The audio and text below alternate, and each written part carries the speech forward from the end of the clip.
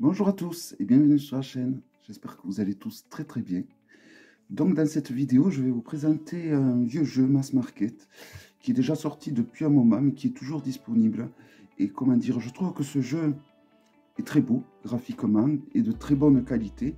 Et vu qu'on le trouve encore, j'ai pas eu l'impression qu'on l'a trop vu sur YouTube, je voulais vous le présenter.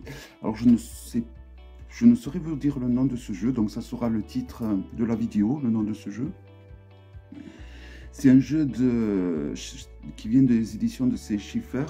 Donc il arrive dans une boîte en dur, avec un livre très épais en couleur, tout en anglais, super bien détaillé. Tous les jeux de chez Schiffer, en général, ils ont le même packaging, une grande boîte en carton solide. Ce sont ceux qui ont édité le Mariel Tarot, pour vous donner une idée, voilà. Donc en général, ils font vraiment de très beaux packaging. Bon, ça fait partir d'une époque où je n'avais pas encore la chaîne YouTube et où je ne gardais pas spécialement les boîtes et les bouquins. C'est pour ça qu'il y a plein de jeux que je vous ai volontairement pas présentés. Et celui-là, je tenais à vous le présenter car c'est un jeu que j'utilise quand même pas mal en ce moment. Donc voilà, c'est un jeu sur les faits. Alors, hormis, moi je l'ai mis dans un pochon comme ceci, vert.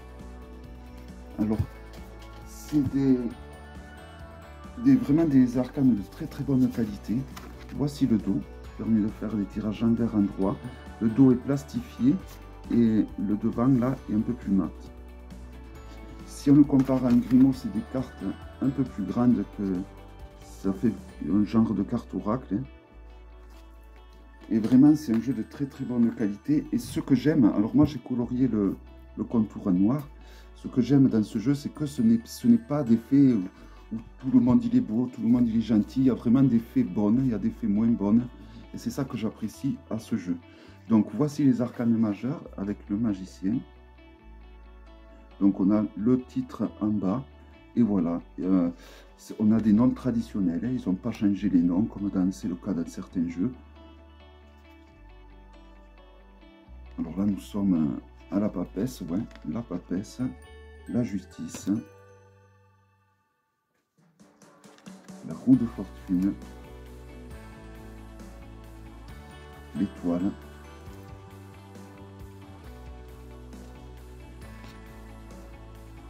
la force, la tempérance, le hiérophant, le jugement, le pendu, avec une dame qui est réellement pendue. Hein. Je ne sais pas si c'est volontaire. Hein. Alors, elle est protégée par le petit peuple, mais voilà, il y a toute une explication au niveau de livre pour la raison dont elle est pendue comme ça. La tour, les amoureux, la lune, la mort, l'ermite, le chariot, le soleil, l'impératrice, le fou, le monde, le diable et l'empereur. Voilà, donc de très jolis arcanes majeurs, je trouve. Et c'est vrai que ce jeu, je l'utilise beaucoup, surtout depuis que j'ai le Tarot Slave de Taroteka Studio. C'est un jeu que j'arrête pas d'utiliser.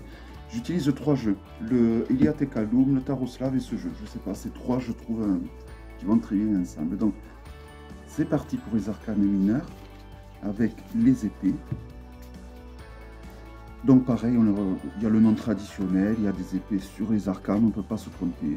Le 8, le 9, les épées, le 2, le 6,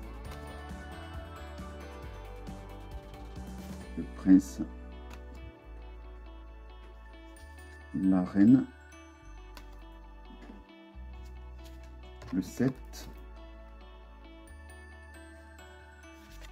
le 10, le page, le 5, l'as, le 4, le roi et le 3 des épées. Donc voilà, au niveau des personnages de cour, comme vous avez pu le remarquer, il y a le valet, le prince, la reine et le roi.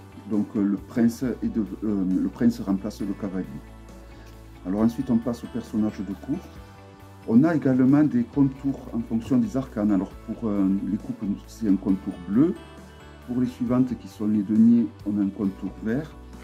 Le rouge, c'était les épées. Voilà, ça change en fonction de la famille. Donc le 6 de coupe. Je trouve que vraiment les illustrations sont magnifiques. Le 4. Le 9. Et c'est rare d'avoir des jeux sur fond noir avec des illustrations bien réussies et avec des couleurs qui ressortent comme c'est le cas pour ce jeu. Souvent dans les jeux noirs, ça perd en qualité de couleur, même d'illustration. Et là, je trouve que c'est parfait. Le 3 de coupe. Le 8 de coupe. Cette dame qui se fait épier là par quelqu'un.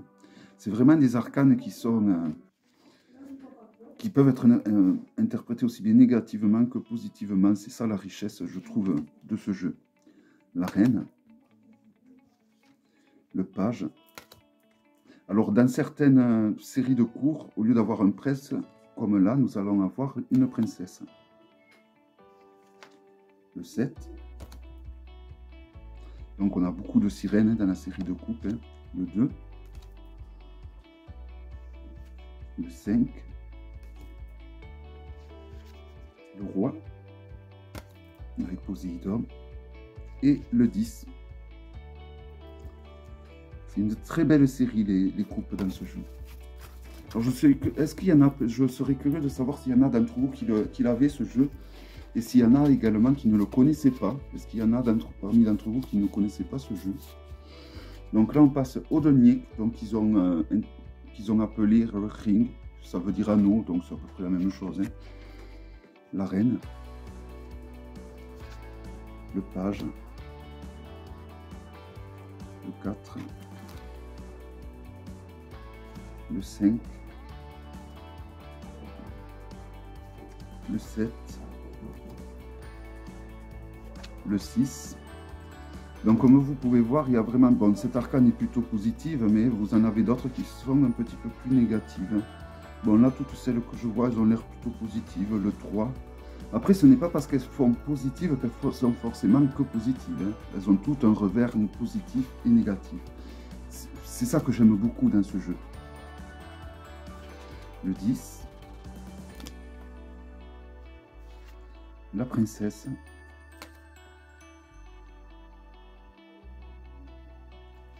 Le 8. Avec tous ces petits... tout ce petit peuple qui prend possession donc, de la chaussure. L'as. Donc c'est un jeu qui suit le rider, hein, le roi. Et le 9 de ring. Voilà. Et donc on va finir avec les personnages de bâton. Ou de feu. Là de bâton. Donc eux qui ont un contour mauve, on va dire. Voilà, donc n'hésitez pas à me dire dans les commentaires si vous ne connaissez pas ce jeu, le 3. Et si vous comptiez l'acheter du coup, le 6. Le roi. La reine. Oui. Le 2. Le 7. Le page. Il y a notamment des figures d'enfants qui sont vraiment font tout innocent comme là, où on ressent vraiment toute l'énergie de l'arcane, l'As. Le 9, qui me fait penser à des faits de Dark Crystal, beaucoup. Le 8. Le 5.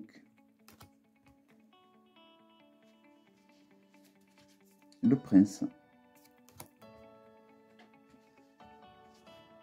Le 10. Et le 4.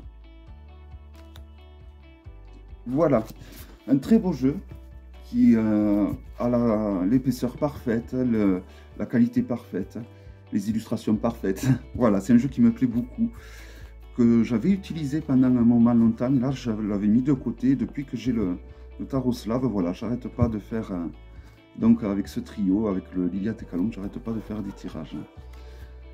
Voilà, donc n'hésitez pas à me dire si vous ne connaissez pas ce jeu, si vous comptez vous le procurer, ou si vous l'aviez également.